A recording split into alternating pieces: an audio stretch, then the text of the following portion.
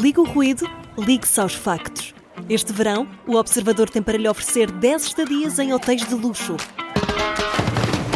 2 noites, 2 adultos. Aproveite a nossa promoção e assine o Observador com até 50% de desconto em observador.pt. Desliga o ruído, ligue-se ao essencial.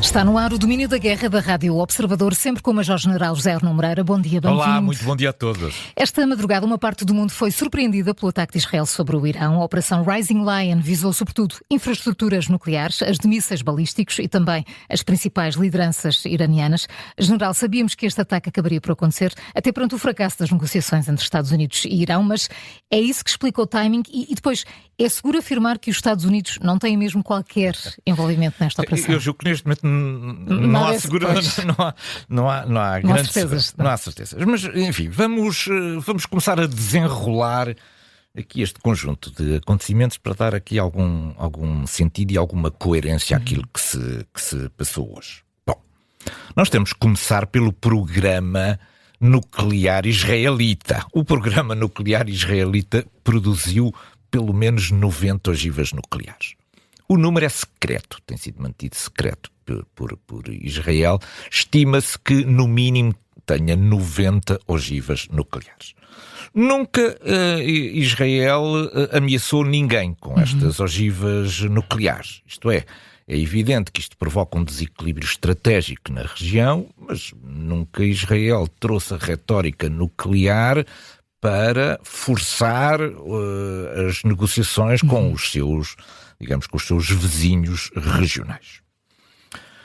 Já o Irão, perante, digamos, esta potencialidade nuclear de Israel, sempre ambicionou ter também um conjunto de ogivas nucleares disponíveis. E para isso começou com um programa de energia nuclear civil. Esse programa permitia dispor de um conjunto de instalações para o enriquecimento do urânio, por forma a alimentar, digamos, o seu programa de energia civil. Bom, não é um grande programa de energia civil, porque, na verdade, o programa de energia... Só há um reator nuclear no Irão funcional. E em 2019, novembro de 2019, iniciou-se a construção de um segundo reator civil, nuclear civil, e está projetado um terceiro reator civil. Bom, isto parece um bocadinho aquela justificação, já que eu tenho estes reatores, eu preciso de enriquecer urânio para isto. E à sombra deste enriquecimento de urânio para o seu programa civil, sempre houve a suspeita no sistema internacional, sobretudo por parte de Israel, de que o Irão estava a enriquecer muito mais urânio do que aquilo que necessitava para o seu programa relativamente limitado civil. E com estas negociações, com um conjunto muito grande de sanções que foram aplicadas ao Irão, em 2015... foi feito um acordo internacional chamado Joint Comprehensive Plan of Action, em que basicamente o Irão desistia de enriquecer urânio para os níveis nucleares das ogivas nucleares e a comunidade internacional retirava as sanções, ou pelo menos um conjunto de sanções sobre o Irão. Mas, portanto, isto foi em 2015, mas em 2018 os Estados Unidos abandonaram este programa. E como abandonaram este programa, o Irão entendeu isto como, bom, vou recomeçar a enriquecer o urânio para os níveis das bombas nucleares. Entretanto, as coisas precipitaram-se porque os Estados Unidos começaram a desenvolver negociações, digamos, no último mês, com o Irão, para conter aquilo que era este programa de enriquecimento, E subitamente esta semana, no início desta semana, Donald Trump veio lançar aqui um alerta. Falar da evacuação das bases, não era? Que era muito difícil negociar com o Irão, que o Irão não estava a compreender a gravidade. Houve logo no início desta semana aqui um conjunto de avisos que terminaram no final da semana com Donald Trump a dar autorização, ordem, aconselhamento, enfim, agora é preciso interpretar melhor estas palavras, de que as forças militares que estavam norte-americanas, que estavam sobretudo no Iraque, deviam ter aqui um especial cuidado, já fazendo antever que se preparava aqui alguma coisa. Portanto, certamente que não diria que foi com a autorização dos Estados Unidos, mas os Estados Unidos foram certamente avisados por Israel daquilo que se iria passar. Bom, a semana depois acelerou porque Bin Salman, o líder da Arábia Saudita, o príncipe herdeiro, veio dizer: atenção, se o Irão quer uma bomba nuclear, nós também estamos nessa, também queremos chegar-nos à frente. A Rússia viu as coisas mal paradas e disse: bom, talvez haja uma solução para este material de urânio enriquecido, isto é, do género, a Rússia recebe este material enriquecido e depois fornece-o à medida que o Irão precisa para o seu programa. Isto é, nós notámos durante esta semana, e terminou com um conjunto de exercícios da Força Aérea de Israel que fazia, portanto, antever aquilo. Portanto, não foi com surpresa, os indícios foram surgindo todos ao longo da semana. Bom, chegamos a hoje, a esta noite, esta madrugada, e à Operação Rising Lion, que empregou em várias vagas cerca de 200 aviões. Isto é uma enormidade de aviões utilizados neste ataque. O Israel justifica este seu ataque, chama-lhe um ataque preventivo, porque diz que, segundo a sua intelligence, o Irão já dispõe neste momento de material para fabricar 15 bombas nucleares. Bom, não temos um valor para isto, não temos maneira, mas temos uma coisa, é que a Agência Internacional de Energia Atómica, exatamente no final da semana, veio confirmar que o Irão tinha ultrapassado, digamos, aquilo que eram os limites razoáveis para o sistema nuclear civil e estava preparado para entrar no desenvolvimento de uma bomba. Depois de haver um material, aquilo que nós chamamos a weaponização, que é transformar este material numa bomba, estamos a falar apenas de alguns meses, no máximo um ano. É o tempo que demora, depois de termos o urânio enriquecido, a transformar aquilo numa arma, numa bomba atómica. Estamos a falar, portanto, de tempos extraordinariamente curtos. Bom, o que é que nós sabemos desta operação? Também não sabemos se já terminou ou não. Bom, o que é que sabemos? Sabemos que, portanto, terá utilizado cerca de 200 aviões e que seguiu aqui um conjunto de fases que são fases que são interessantes e que obedecem aqui uma lógica de natureza militar. A primeira é o ataque aos sistemas de aviso aéreo do Irão. Portanto, tudo aquilo que são os radares de aviso prévio do Irão ou de seguimento de alvos são destruídos. Depois é a destruição dos sistemas antiaéreos, isto é, as baterias de mísseis ar-terra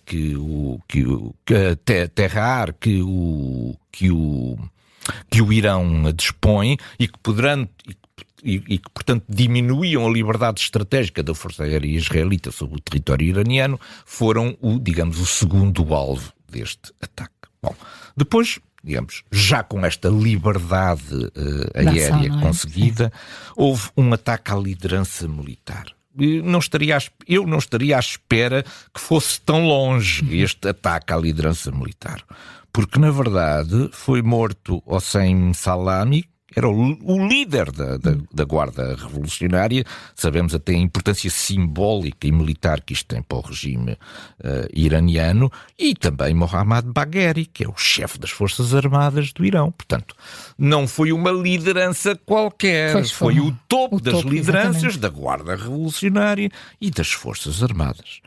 Estas mortes parecem confirmadas. Na verdade, o Ayatollah Ali Khamenei já veio dizer, a frase foi esta: vários comandantes e cientistas foram martirizados. Portanto, isto é uma espécie de uma confirmação oficial da morte destas lideranças. E isto significa que houve também um ataque à liderança científica do programa iraniano. Portanto, estamos a ver a complexidade e o tempo que terá demorado a planear uma operação que tem um conjunto muito variado e muito complexo de alvos que vão desde infraestruturas militares, mas também a lideranças militares e científicas. E depois o ataque às várias instalações nucleares. Há muitas instalações ligadas ao programa nuclear iraniano, naturalmente com ênfase nas instalações do enriquecimento do urânio, mas estamos a falar de dezenas de alvos e de instalações.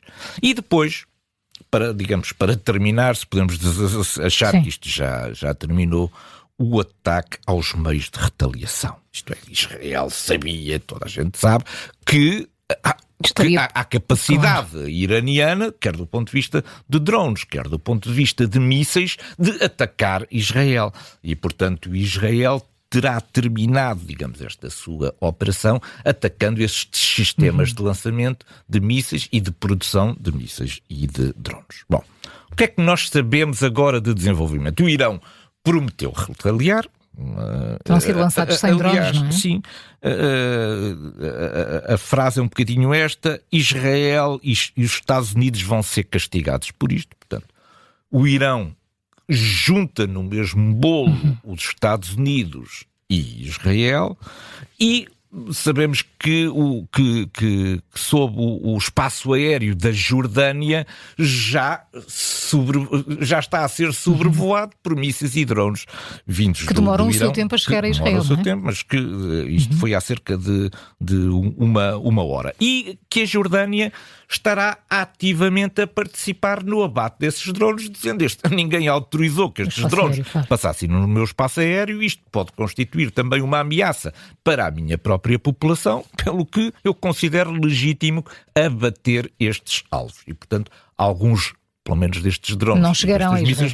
Não chegarão a Israel. Portanto, estamos nesta fase de saber qual é a resposta e, sobretudo, como é que isto termina. E se vão, de facto, retaliar contra também os Estados Unidos ou não? Ou não retaliar com os Estados Unidos, o que pode fazer também toda a diferença nesta escalada que assistimos durante esta madrugada e esta noite. General, esta semana grande parte da atenção mediática deixou os conflitos internacionais e focou-se nas imagens de violência que estão a ocorrer, sobretudo na Califórnia. A política de imigração e de deportação conduzida pela administração de Trump está a ser contestada nas ruas, ameaça alastrar-se a outras cidades do país e, entretanto, Trump chamou os militares para a rua. Que leitura podemos fazer do que se está a passar nos Estados Unidos? É muito interessante este tema, porque este é um tema de conflitualidade que envolve forças armadas também, direitos civis, atuação das forças armadas em contextos de violência civil, de desordem civil, e portanto este é um tema que é interessante para ser acompanhado. Bom, nós aqui no Domingo da Guerra, como sabemos tudo... O general sabe. Como sabemos tudo, vamos lá ver o que é a Califórnia. Bom, a Califórnia tem 40 milhões de habitantes. Basicamente o Canadá é do tamanho do Canadá, a Califórnia. Só a Califórnia. É o maior estado dos Estados Unidos em termos de população. O terceiro maior em área, mas em população é o estado mais populoso. Não existe nenhum grupo étnico digamos, que seja maioritária. Mas 40% dos habitantes da Califórnia são latinos. 40%. 34% definem-se como sendo brancos, 16% são asiáticos, 6% são negros, 3% multirraciais e menos de 1% pertencem às comunidades nativas. Portanto, 40%. É uma fatia grande. Uma fatia grande dos californianos são latinos. A Califórnia é hoje em dia o sítio onde vivem 10,6 milhões de imigrantes, ou seja, 25% da população da Califórnia é imigrantes. E a maioria deles nasceu na América Latina. 49% nasceu na América Latina, na Ásia 41%. Mas atenção, tem havido uma alteração a que nós também não temos dado atenção, que é esta. Já a maioria das entradas de imigrantes na Califórnia já não vem da América Latina, vem da Ásia. Entre 2014 e 2023, 46% dos imigrantes são provenientes da Ásia. E apenas 38% nasceram na América Latina. Não tínhamos esta ideia, pois não. Claro, não foi nada disto que nos anda a ser vendido. Bom, tem havido, como é natural, isto é um fenómeno que está a ocorrer em todo o mundo, uma progressiva rejeição aos fenómenos da imigração por parte das comunidades locais. Em 2023, 78% das pessoas da Califórnia considerava que era um benefício para a Califórnia receber imigrantes. 78% em 2023. Mas neste momento só 60%. Enfim, sim, é a maioria. É a maioria, mas houve uma baixo. redução muito sensível desde 2021. Os 78% são de 2021 para os 60% em 2024. Portanto, a centralidade do tema da imigração é uma centralidade brutal. Bom, há uma guerra política aqui, é porque a Califórnia sempre foi tradicionalmente um feudo dos democratas. O governador Gavin Newsom é democrata e Trump viu aqui uma imensa oportunidade de bater nos democratas e ganhar aqui também um protagonismo. Para isso, este protagonismo anda à volta da utilização da Guarda Nacional, da National Guard. A National Guard tem uma dupla cadeia de comando. Tanto pode estar à ordem dos governadores, neste caso do governador democrata da Califórnia, como pode ser federalizada, isto é, chamada para aquilo que é a cadeia de comando do presidente dos Estados Unidos. Pronto. Ou seja, quando Trump vai buscar a Guarda Nacional, a retira das ordens do governador e a chama para si. Só aí já está a abrir aí Abre aqui uma enorme confusão. Porquê? Porque acaba por retirar ao governador a capacidade de intervenção no assunto. Isto é, aquilo que podia ser resolvido no nível do governador fica sem poder ser resolvido a esse nível porque Trump retirou os meios ao governador e ficou com eles. Para Trump poder dizer que resolveu. Para resolver o assunto. Portanto, há aqui um problema muito complicado, uma luta política muito forte que leva a que as forças, por motivos de natureza política, forças que são de natureza militar, andem a saltar na sua cadeia de comando de um lado para o outro.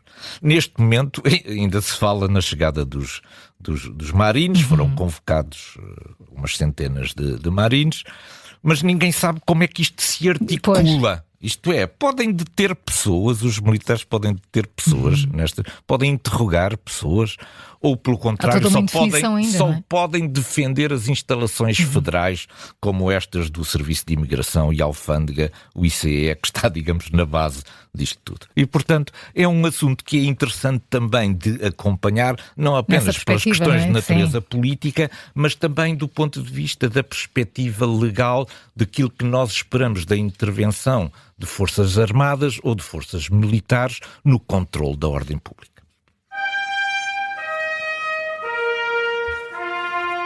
A nossa cortina de fundo de hoje aborda as declarações do conselheiro de Putin, Vladimir Medinsky, que, segundo o Wall Street Journal, afirmou que é impossível travar uma guerra prolongada contra a Rússia. General, é mesmo assim ou apenas pretende que acreditemos nesta narrativa? Isto é uma coisa extraordinária. Cada vez que ouvimos estes líderes, parece que eles estão imbuídos de uma vontade divina qualquer e que a Federação Russa não consegue, nunca será derrotada. O que não falta à Federação Russa são experiências de derrota. E eu vou recordar aqui algumas. A história é esquecida rapidamente. Em 1904, 1905, o Império Russo perde a guerra com o Japão. Foi a primeira potência europeia a perder uma guerra com uma potência asiática. Foi exatamente a Rússia. Em 1914 e 1917, durante a participação na Primeira Guerra Mundial, as coisas correm tão mal à Federação Russa, isto é, uma derrota do ponto de vista militar, que isto contribui para a queda de Nicolau II e o fim do regime. Depois vem a história da Rússia na Segunda Guerra Mundial. A Rússia não participou na Segunda Guerra Mundial. Quem participou foi a União Soviética. A União Soviética é muito mais do que a Rússia. A Rússia queixa-se de 51 milhões de mortos. Na verdade, 27 milhões de mortos eram russos, mas 24 milhões eram de outras repúblicas socialistas soviéticas, entre as quais a Ucrânia. Depois perde a Primeira Guerra da Chechênia, vence a Segunda e vence a Geórgia em 2008 e desde 2014 que está em guerra com a Ucrânia. Portanto, a história militar da Rússia é como a história de todos os países do mundo. Não há nenhuma excepcionalidade. E que seja imbatível, não é? E que seja imbatível. Perdeu guerras. Ganhou guerras. É como todos os outros. Ora, mas esta é a narrativa que querem que... esta narrativa de que não pode ser batida, isto é uma narrativa que é isso apenas. É para consumo interno, não é? A história não mostra nada disto.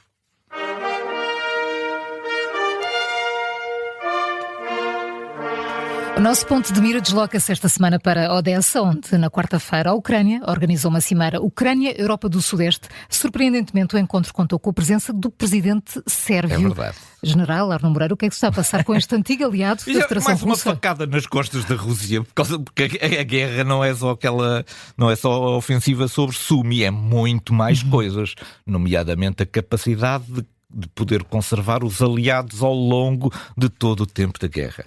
Pois o presidente Alexander Vučić foi convidado pela Ucrânia para participar na quarta-feira numa cimeira da Europa do Sudeste. A Ucrânia deu tanta importância a esta participação que não convidou o Kosovo para que a Sérvia pudesse estar presente. Temos que ver isto.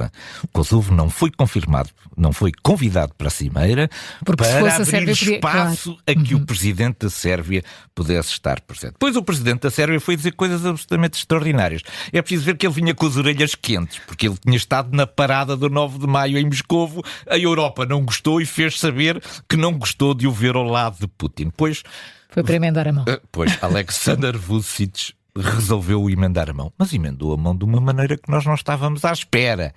Porque, primeiro, ele está acusado pela Federação Russa de facadas nas costas, porque alguns das munições produzidas pela Sérvia estão a aparecer na Ucrânia ao lado das forças ucranianas. E depois foi dizer duas coisas extraordinárias.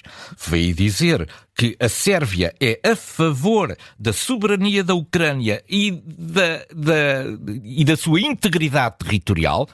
Segunda facada, a primeira era das munições, e depois numa terceira facada a Sérvia está disponível para participar na reconstrução de uma ou de duas cidades ucranianas. Portanto, enfim, Moscou não gostou nada, saiu com as costas com bastantes feridas desta visita. General Arno Moreira, é sempre um gosto tê-lo connosco. Muito obrigada por mais um Domínio da Guerra. Para si também. Muito obrigada.